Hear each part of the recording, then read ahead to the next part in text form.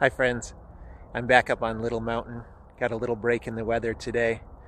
I've been reflecting a lot on the Israelites in the wilderness during their 40 years. That was a formative time for them as a nation, and we have all of those stories to learn from. It was such a formative time because in an external sense it was a time of scarcity for Israel, but in a truer sense it was a time of abundance because they were with the Lord all the way in the wilderness.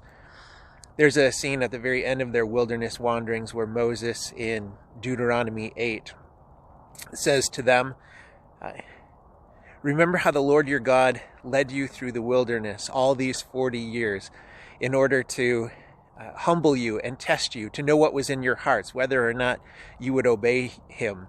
He humbled you, causing you to hunger, and then feeding you with manna, which neither you nor your ancestors had known, in order to teach you that man does not live on bread alone, but on every word that comes from the mouth of the Lord. And so those years in the wilderness, manna was not God's B plan because there was nothing else available. Manna was God's A plan for the Israelites. And he humbled them and he caused them to hunger so that they could learn a deeper lesson about what it meant to be truly satisfied. I've always loved that passage, and I think about it in brand new ways now because we as a society are getting hungry. We're hungry for safety and security. We're hungry for answers. We're hungry for the human contact that we had before with friends. We're hungry for stability in the economy.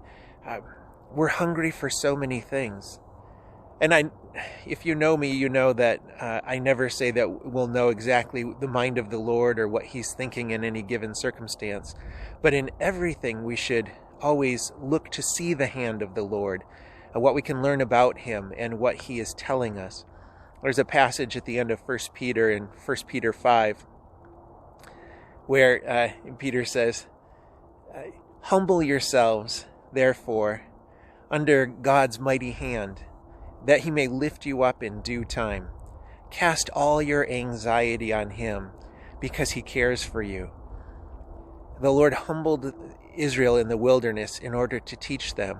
And now, in the light of everything we know and in the light of everything Christ has done for us, and the way he has brought us near to God and brought us into that direct union with God through the Holy Spirit, now our invitation is to humble ourselves willingly before him, that he may lift us up in due time.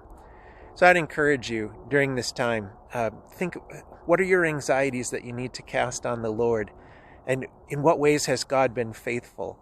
Let's tell each other the stories and remind each other and then encourage each other so that may be indeed our lesson, that we will be led to obedience and that we would know that we live on every word that comes from the mouth of the Lord.